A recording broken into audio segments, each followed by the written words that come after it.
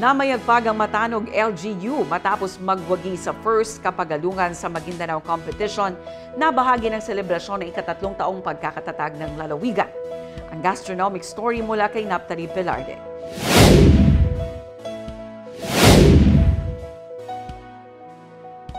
Nagtagisan ng galing sa pagluto ang 12 local government unit ng Maguindanao del Norte sa first kapagalungan sa Maguindanao Competition.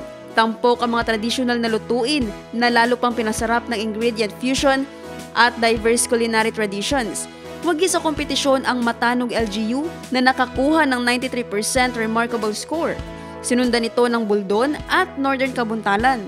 Ang kompetisyon ay ginanap sa Provincial Gymnasium, Sultan Kudarat, Maguindanao del Norte na bahagi ng pagdiriwang ng ika-3 taon na pagkakatatag ng probinsya. Naptali Velarde, iMinds, Philippines.